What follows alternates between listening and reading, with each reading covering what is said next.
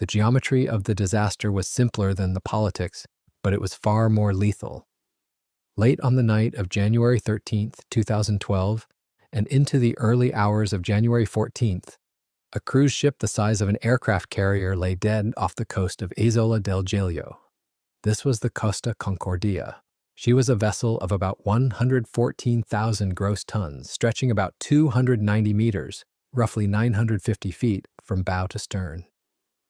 But she was not floating, and she was not merely aground. She was capsized, heeled hard onto her starboard side, well past 50 degrees, in some accounts closer to 70. To the casual observer, she looked like a beached whale, heavy and immobile. To the salvage engineers arriving on site, she was a skyscraper balancing on the edge of a cliff, waiting for a single vibration to send her over the edge. The position of the wreck dictated every decision that followed. The ship had not settled on a flat sand bed. She had come to rest on two jagged spurs of granite protruding from the underwater slope. These two contact points were the only things holding the massive vessel in place. Between them lay a valley of open water, an unsupported span where the hull had little to no bearing. It was a structural nightmare, longitudinal bending with the midsection sagging under its own weight, an effect the engineers described here as hogging. Because the bow and the stern were pinned on the rocks while the midsection hung over the void, gravity was constantly pulling the unsupported center of the keel downward. The ship was effectively trying to break her own back. Every wave that struck the hull, every shift in the internal water ballast, and every creak of the steel girders increased the stress on the hull girder. If the spine snapped, the ship could break in two, spilling on the order of 2,200 to 2,400 tons of heavy fuel oil into a protected marine sanctuary. But structural failure was only the first threat. The second was the slide. The granite shelf supporting the Costa Concordia was not a floor, it was a step. Beyond the rock spurs, the seabed dropped away sharply into deep water. The ship was perched precariously on this ledge.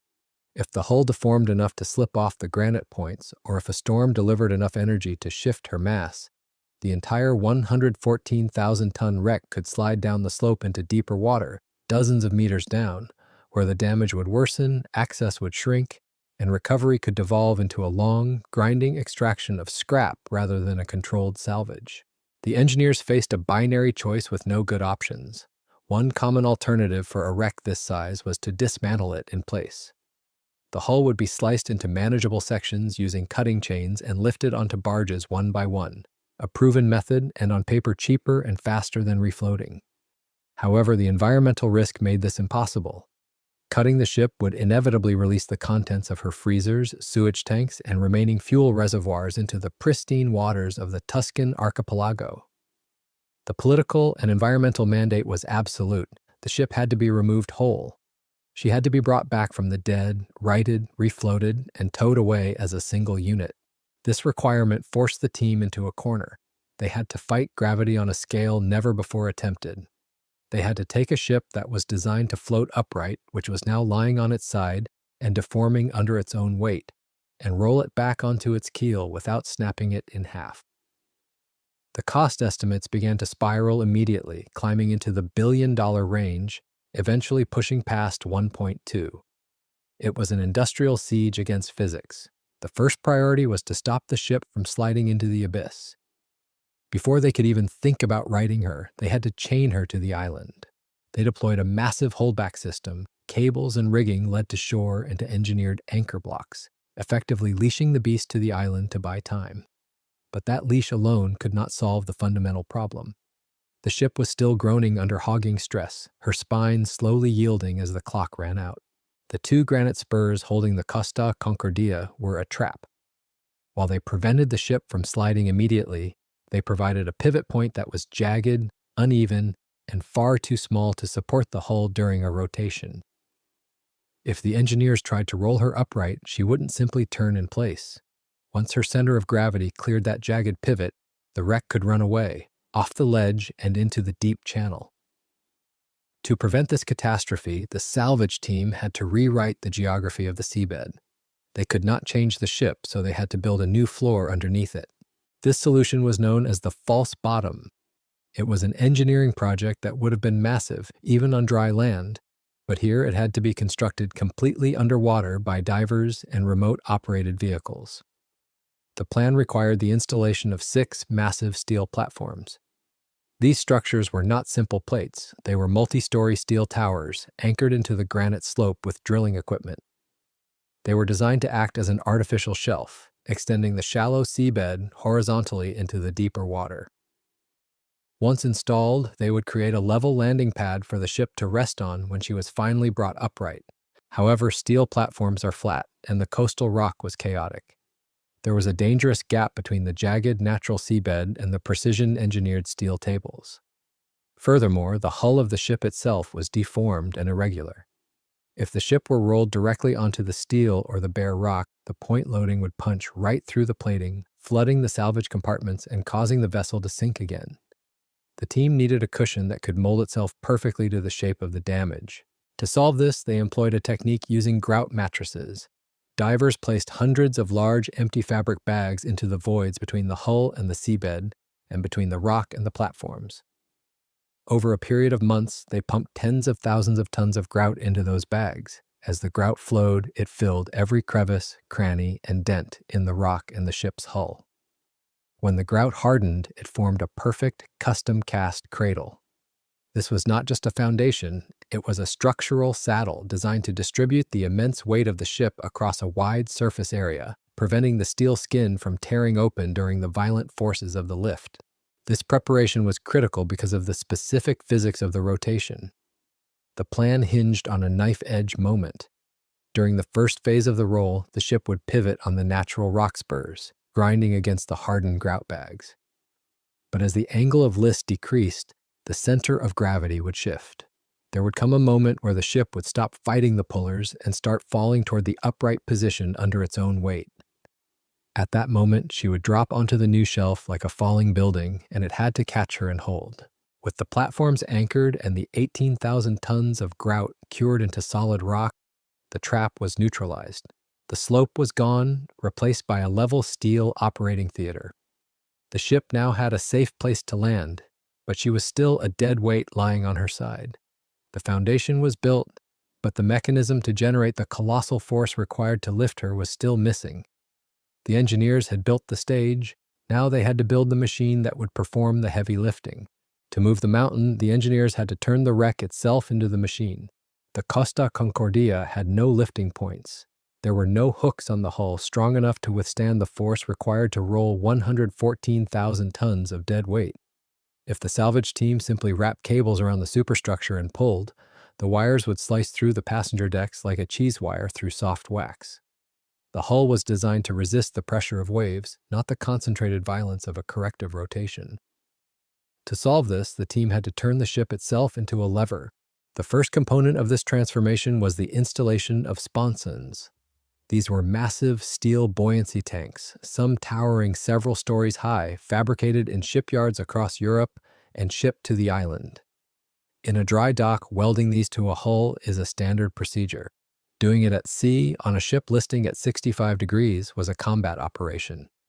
Technicians suspended from ropes had to weld these enormous steel boxes directly onto the exposed port side of the wreck. Eventually, the plan would require 30 of these tanks to surround the ship.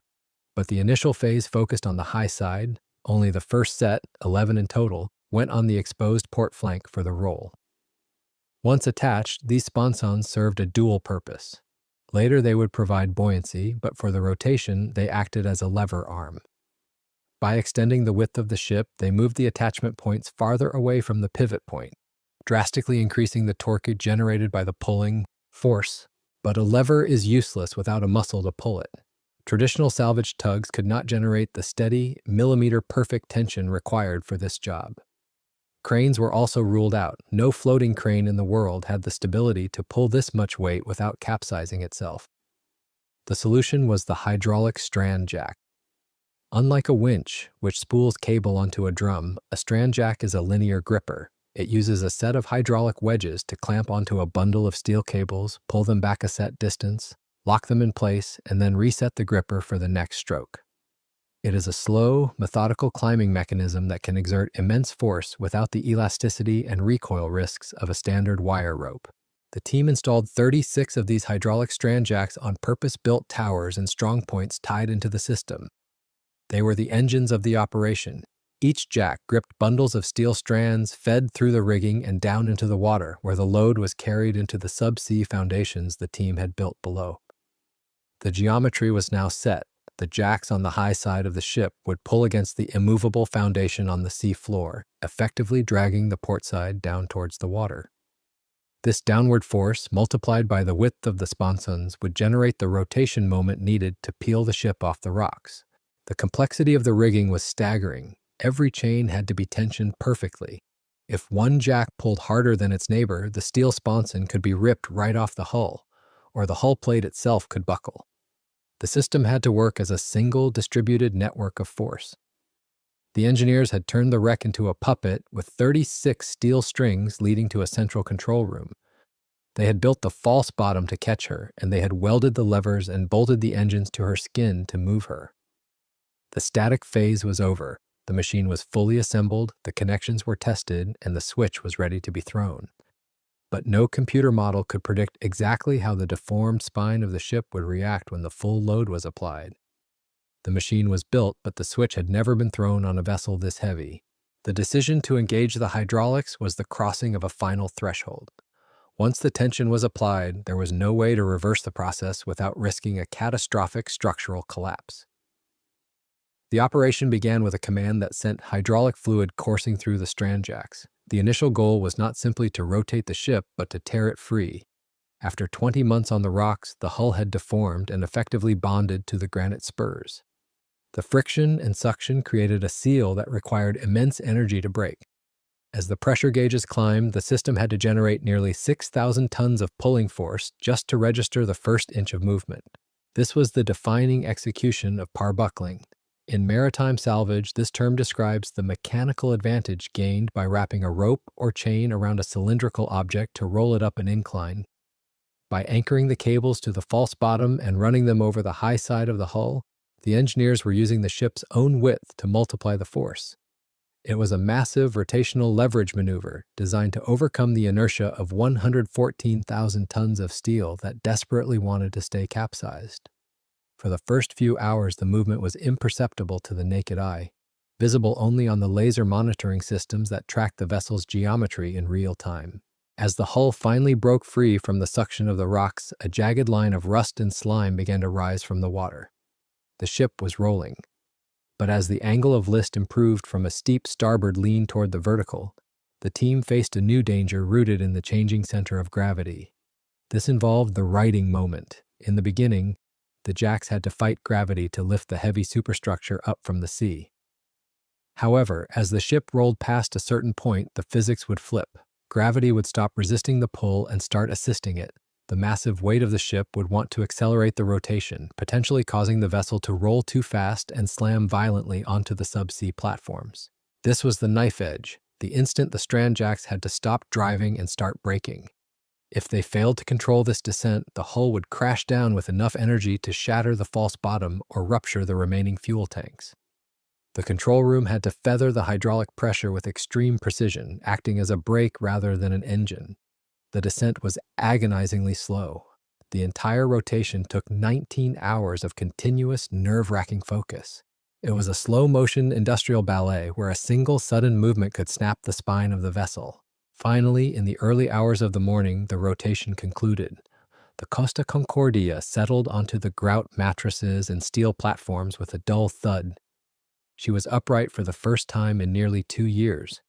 The operation had been a perfect execution of geometry and force, but daylight revealed the cost. The starboard side of the ship, which had been crushed against the rocks, was a mangle of twisted steel and compressed decks. The ship was standing, but she was sitting on a shelf of artificial steel, effectively a zombie ship. She was stable, but she was not floating, and she was certainly not seaworthy. The hardest lift was yet to come. The risk had shifted from geometry to structural cohesion. Upright did not mean afloat. She was resting heavily on the steel platforms and grout mattresses of the false bottom, pressing down with immense weight. The salvage engineers had righted the vessel, but in doing so, they had exposed the catastrophic damage on the starboard side. The steel plating that had been crushed against the rocks for 20 months was mangled, warped, and filled with cement. The ship was essentially a broken eggshell held together by gravity and the custom-built foundation. The next phase was the refloat, a vertical lift that would subject the weakened hull to entirely new stresses. If the spine cracked now, the ship would not sink. She would disintegrate, rendering recovery impossible. To lift her clear, the engineers had to finish the buoyancy ring. The first sponsons had gone onto the high port side for the roll. Now they had to weld the remaining tanks onto the crushed starboard flank, bridging warped plating with subframes until 30 sponsons wrapped the hull like a steel life jacket. These tanks would do the breathing for the refloat. Technicians had to attach the remaining steel tanks to a hull that was concave and distorted. They built complex subframes to bridge the gaps in the crushed plating, eventually bringing the total count to 30 sponsons surrounding the vessel like a steel life jacket. These tanks were the lungs of the operation. Currently, they were full of water, sitting heavy on the ship to keep her pinned to the platform. To lift her, the engineers would have to empty them. The mechanism for the lift was pneumatic de-ballasting.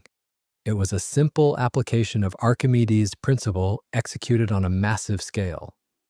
The control room would pump compressed air into the tops of the 30 sponsons, forcing the water out through valves at the bottom. As the water was purged, the tanks would become buoyant, exerting an upward pull on the hull. The plan was to squeeze the ship between the two walls of air-filled steel and lift her gently off the false bottom. This had to be done in perfect unison. If one corner lifted faster than the others, the ship could twist and fracture. On the morning of the refloat, the compressors roared to life. The process was agonizingly slow. For hours, nothing moved. The system had to overcome the suction effect between the ship's keel and the grout mattresses. The engineers watched the draft readings, waiting for the telltale separation. Then, with a groan of steel and a sudden shift in the water level, the contact broke. The Costa Concordia rose 1 foot, then 2. The false bottom, which had served as her crutch for nearly a year, disappeared into the darkness below. The ship was no longer resting on the earth. She was suspended in the water column, held up entirely by the envelope of air clamped to her sides. The team continued the lift until she floated free of the false bottom and had enough draft and stability for towing. They had achieved the impossible. They had taken a capsized, flooded, broken ocean liner and turned her into a floating object again. But the victory was terrifyingly fragile. The ship was leaking strange fluids, the hull was groaning, and the only thing keeping her afloat were the 30 steel boxes bolted to her skin. She was floating, but she was a toxic package that had to move. The final movement of the Costa Concordia was a funeral cortege for a giant. On July 23, 2014, the convoy began its slow crawl north. The ship was no longer a cruise liner. She was a barge, a massive, rusted steel island supported entirely by the 30 sponsons welded to her flanks.